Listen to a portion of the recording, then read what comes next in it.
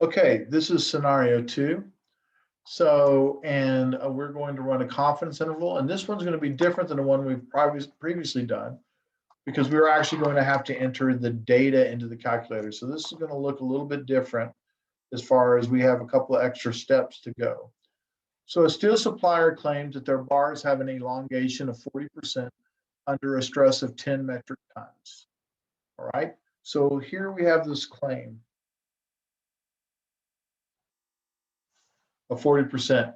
A random sample of 12 steel bars, so this is what we have, was taken from a warehouse and the elongation measured, the percent per 2 inches determined. The observed values were obtained. So this is what we calculate. They measured. They had 39%, 41, et cetera. These are the measurements. Construct a 90% confidence interval for the elongation of the steel bars. And then they asked the question, does this support the claim that the bars have an elongation of 40%? Justify your response. Well, if I look at the recipe, the very first thing on the recipe says define the parameter in context. We'll let mu equal the true population mean for the percent of steel bar elongation. The next thing it says is do the conditions.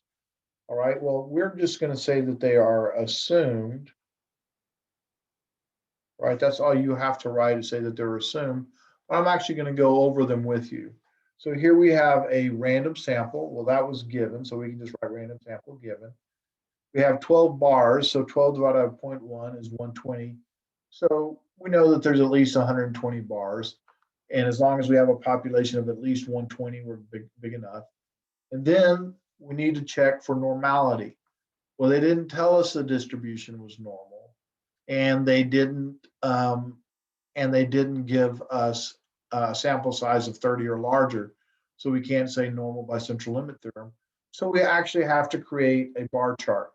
Now, I'm not going to go into how I did that because it takes time, but this would be what that bar graph looks like. And because it's reasonably symmetric with no outliers, the distribution appears to be approximately normal. It's not perfect, it's close, but for your case, for this class, we just need to say assumed. All right, so to do that, to do this problem, the next step says, I need to enter the data if given. So I go stats, edit, and I enter all this data. I enter 39 and 41, et cetera, et cetera. Once I've done that, I need to get my values. And I go stats, calc, one var stats. I'm going to back up. Stat, calc, one variable stats. By the way, this information is on the recipe. Then I need to be list one, so second one.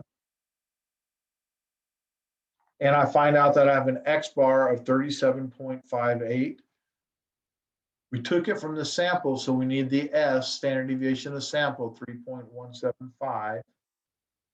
N was 12. All right. So this is my information that I calculated. All right.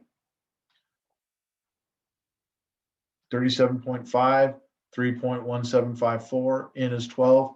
Degrees of freedom is 12 minus 1. So the next thing is to write down my equation. And then I'm going to start plugging in.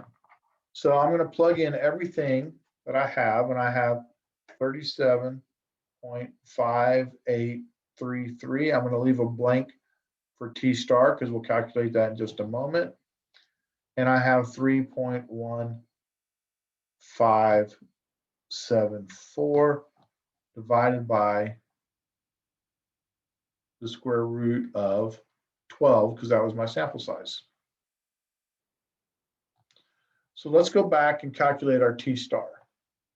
All right, so second vars inverse T parenthesis 1 minus 0.90 because we're doing a 90% confidence interval. That's what they asked for. My degrees of freedom are 12 minus 1 or just 11. All right, and I just got that 12 minus 1.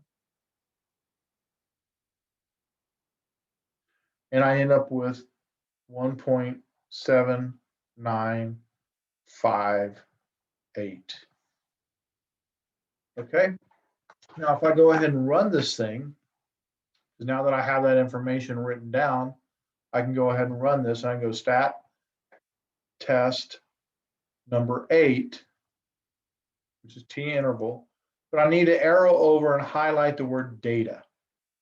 Well, my data is in L1, and I need to change my confidence level to 0.90. I press calculate, and I end up getting 35.937 to 39.23. So there's my interval. So we are 90% confident that the true population mean still bar elongation lies within the interval this. Also, in repeated sampling, we expect this method will capture the true population mean still bar elongation 90% of the time. But we still haven't answered the question. Does the interval support the claim that the bars have an elongation of 40%? And the answer is no. And the reason they don't is because 40% does not lie within the interval. In fact, the interval is completely below 40%. So we are 90% confident that the elongation is less than 40% because it does not lie within the interval. All right, we're going to do the same problem for a hypothesis test in the next video.